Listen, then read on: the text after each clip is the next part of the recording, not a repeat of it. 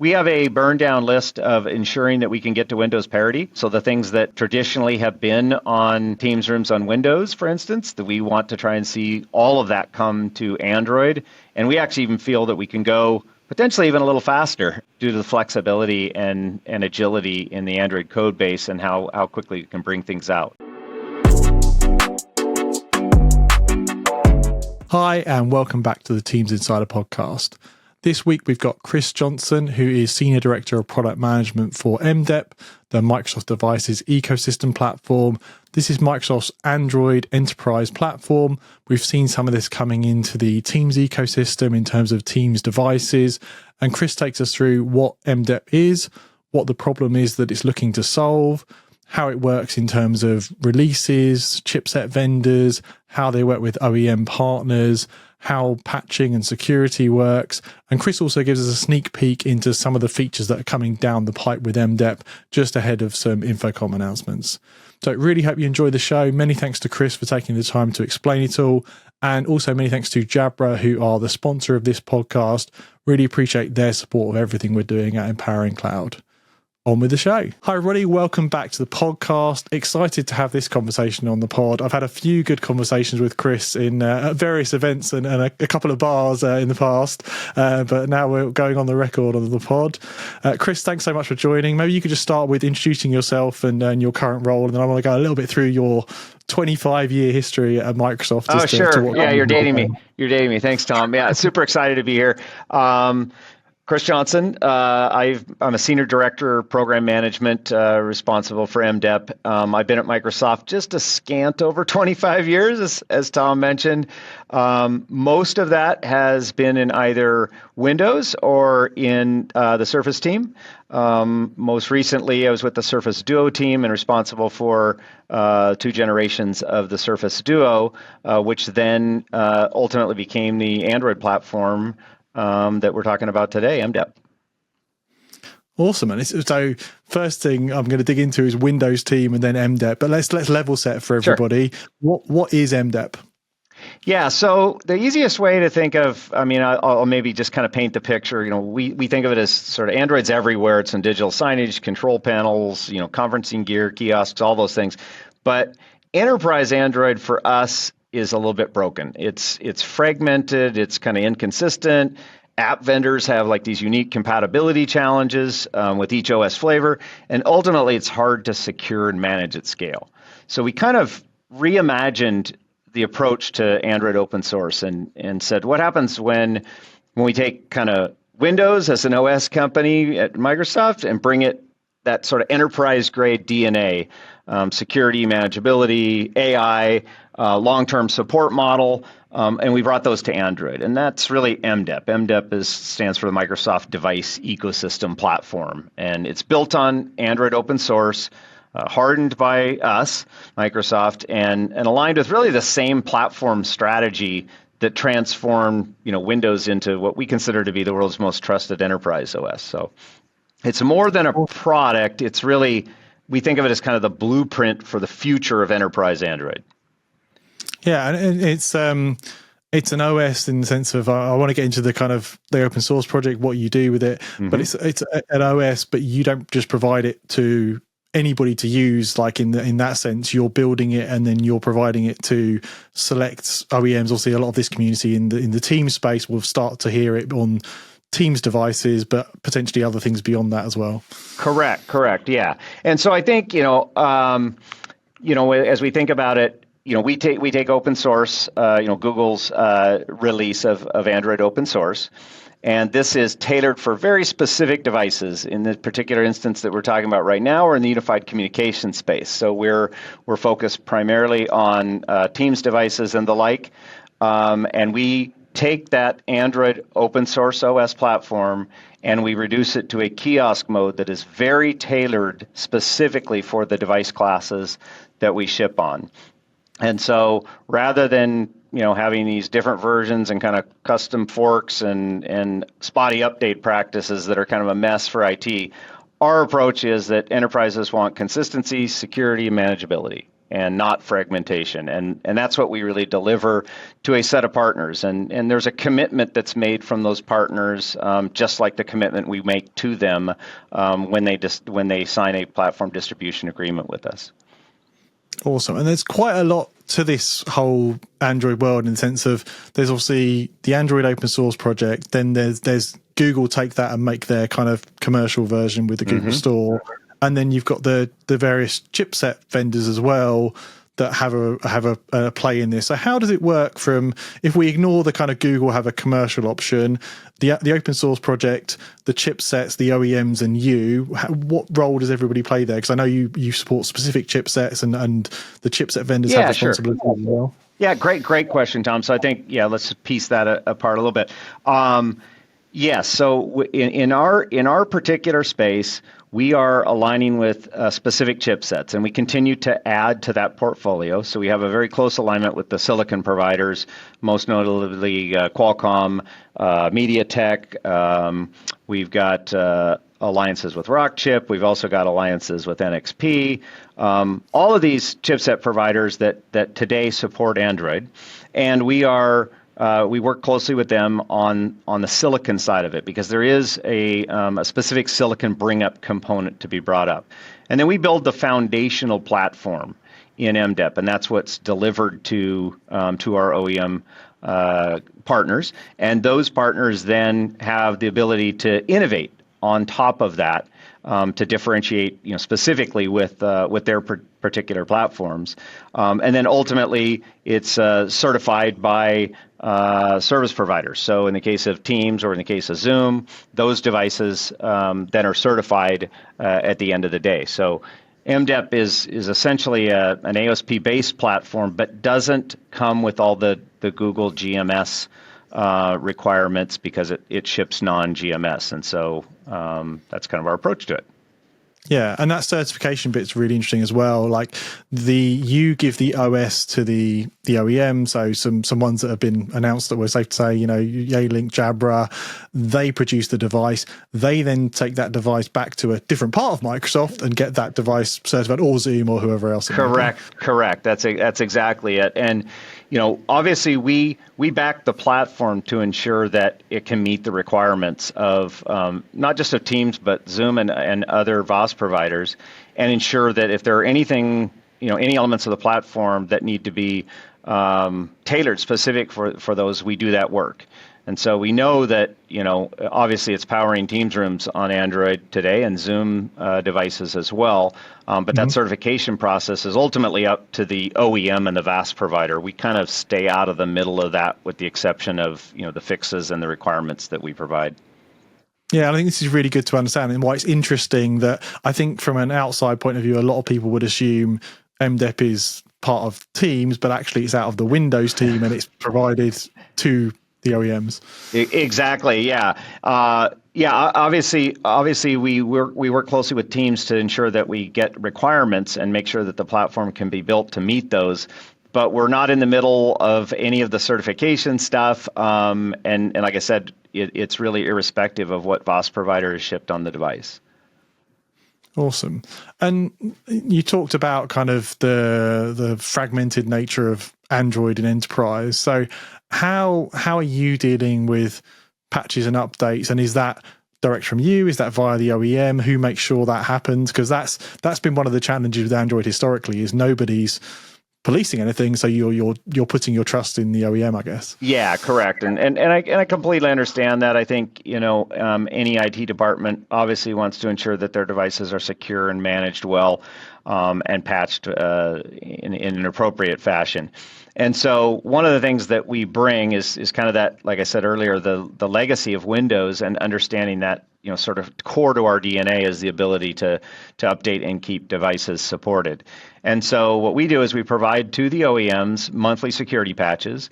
We in addition to the 2 to 4 kind of major feature updates that we provide per year, and then we have a life cycle support that is really aligned to an enterprise philosophy of ensuring that patches are delivered in a timely fashion. And so we provide those those updates and patches as well as any security fixes.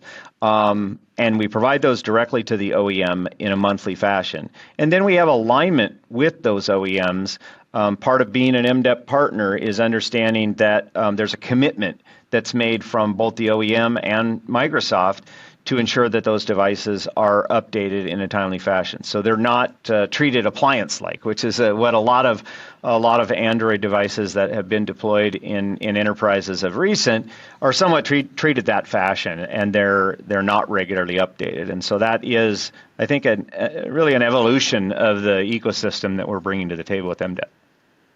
Awesome. And so you're doing kind of security fix releases and feature releases.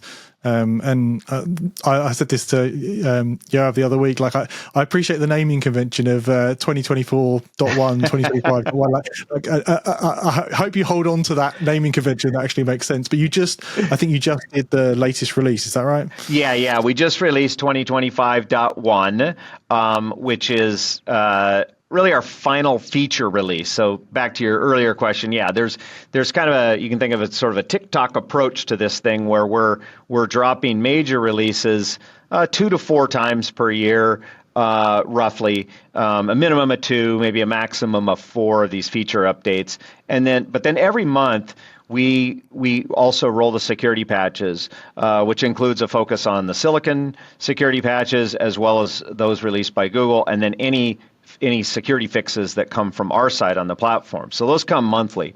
The feature releases, like I said, we just released the 2025.1, and that will be our final feature release on Android 13.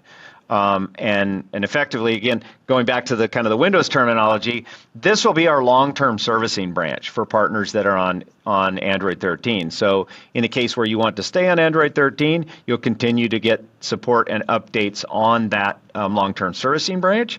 But then also there's compelling reasons that are coming for our next release following that, which will be a release on Android 15. That's awesome. And how does that work? One of the challenges in the Android space that we see in the team space is the chipsets only support certain versions, and Microsoft only certifies certain versions for so long. Does anything you do influence that, or are you on the same type of dependency of the chipset and Google, I guess, the open source project, I guess, ultimately? Great question again, Tom. So it's a little bit of give and take. We work very closely, like I said earlier, with the silicon providers to ensure that when we're making a commitment towards a long-term support for an Android version, that they're in alignment with that on a specific chipset. And so that is the way we prioritize support for our chipsets. And so I think one of the key commitments that we can make is that if it's an MDEP supported chipset, we will support it for the life cycle of the silicon provider on that Android version and continue to drop updates throughout its entire life cycle. Awesome. And I think you said it, but just to kind of make sure I understand it, like not anybody can just grab MDEP like they can grab Android and build a device. They have to have a relationship with you. They have to sign an agreement, like it's a formal thing to get the OS. Correct. Yeah. We have a platform distribution agreement that we work with the OEM specifically on for device makes and models. So we want to make sure that when we commit to a specific device, that we are committed to the long-term support of that device, both from features, but more importantly, I think from supportability for security patching and updates. And so part of that chipset selection is, like I said, making sure that we've got that alignment in place. And so, I think hopefully that we've driven that point home, but I think it's a very important one to make, that when a customer makes a selection of an OEM partner device that shipped on MDEP, that they understand that there's long-term support for that coming from Microsoft as the platform developer. Yeah, that's good to understand. I think that the device, if it has MDEP, the OEM is then committed to providing those security patches. Because you do see devices come and go in our space. Like a device does really well, and they'll be well looked after, and a device does a few thousand units, and it's not quite as interesting to us. But like, there's no in this world of you're supporting it. Right. Exactly right. Yep. Nice. And maybe we're a couple of weeks out from Infocom as we record, probably even closer as we publish. Yeah. What, as much as you can share, what's coming down the pipe, both in terms of future updates and devices? Sure. So obviously MDEP is going to be showcased at Infocom. We have a bunch of new partnerships to announce, and there will be OEM partners that will be doing specific device launches. And so you'll see more about that. And obviously the partner interest from our side continues to grow rapidly. In fact, we're investing heavily on our side to be able to support these, sort of growing partners. I think, some of the things that you're going to see in terms of the announcements at Infocom, obviously we will be showcasing the feature set that will be coming in 2025.2, which will be the Android 15 release that I mentioned. I think we have clear value add features there focused on autopilot-like deployment, extensive remote management capabilities, and some of the zero trust security strategies for the platform. I think we will likely be or expect that our partners will be really the very first UC devices to support Android 15. We're pretty confident that not only will we be delivering the platform, but that we have OEM partners that are going to go pretty fast to move to Android 15, which I think is pretty exciting. And then I think finally, just as a teaser for Infocom, but as a lot of folks have been speculating, we're looking to expanding MDEP device categories to support interactive and non-interactive displays. So there are clear scenarios which are obviously large demand. This is a multi-billion-dollar market, for really enterprise-grade digital signage solutions.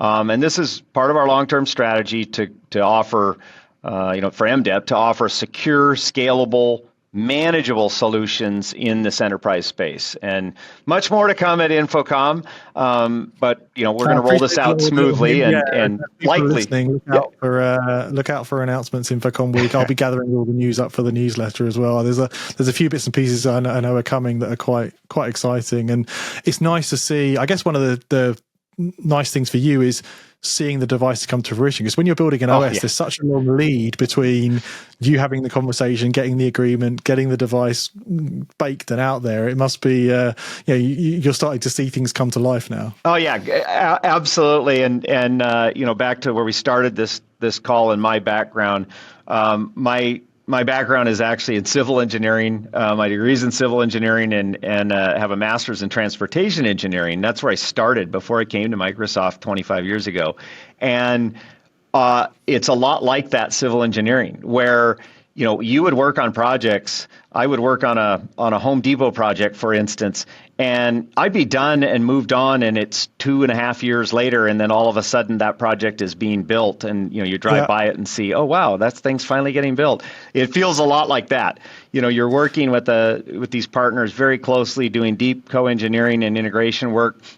You get through all of those challenges. You're super happy with the validation and the quality of the product that you're shipping, but then it still takes quite a while before that partner can finish all of their validations, do technical adoption, potentially do some previews of the product, and then ultimately get it certified and out on the floor. And yeah, sometimes there's a big gap between those, and so it is kind of exciting now to see devices finally coming to fruition. That's nice. And it's interesting to hear some of those things you hinted towards the future releases. You're starting to see things that Windows is known for, the extra levels of security and this is where you're really starting to add differentiation around what you're doing on top of the open source project, I guess. Yeah, absolutely. I mean, certainly we have a burn down list of ensuring that we can get to Windows parity. So the things that traditionally have been on Teams rooms on Windows, for instance, that we want to try and see all of that come to Android. And we actually even feel that we can go potentially even a little faster, just due to the flexibility and agility in the Android code base and how quickly you can bring things out. So, awesome. I mean, I think the message we want to drive is, certainly we are committed to Android. Our commitment is serious, strategic, and accelerating. And how does it work? One of the questions I get when I'm talking to enterprises and the OEMs is, do all the devices end up the same because it's MDEP, it's MDEP, it's MDEP? So where's the line between what you provide the OEMs and what the OEMs can then do on top and around? Yeah. Great question. I think, what we're looking to do in MDEP is really provide kind of the bedrock, like a consistent, secure, scalable Android foundation for these specialty devices. And it's built to reduce the partner investment in the base platform plumbing, and it's designed to really accelerate the time to market and improve their life cycle support. So that's the pieces that we provide. Now, your question about do they all end up the same? Not even close. Like for OEMs and ODMs, it's reusable and it's modular and it's customizable. So it's backed by our platform engineering support and the update cadence, but it really enables them to spend their time innovating and differentiation on the platform itself for what they want to bring. And so a lot of times that's at the hardware level, and sometimes that's at the software level done on top of that. And I think we're seeing that particularly in the AI market space, right? Where we will deliver a platform, for instance, in AI that's a centralized AI framework, and that's built in support for Onyx and other on-device models. But that's really an express lane for then the OEM to differentiate on top of. So they're still in a position where they can add their own management layer, their extra secret source of how they do camera framing or signage or whatever they do on top. They're using you as I like the bedrock term or the base term. Shame some other vendor took that. Yeah. No, it's exactly it. I think the important part is that the stuff that might be boring to some people is really what we're delivering. That foundational piece that they build off of. And the stuff like the multimedia platform, the streaming, the camera, the audio, all of that is left to the OEM and the ODM to specialize on and not have to spend all of their time taking these massive Android distributions and developing a tight kiosk platform, which is really where we provide the benefit. Awesome. Well, thanks, Chris, for taking the time. You bet. It's really good to have that clearly explain where everything hangs together. For everybody listening, look out for more news, both from the OEMs and from Microsoft at InfoComm as well. And Chris, maybe we'll let the ecosystem develop a bit more, and then we can have another conversation about releases and devices in the future. That would be awesome, Tom. I really appreciate the time. Awesome. Thanks so much. All right. Thank you.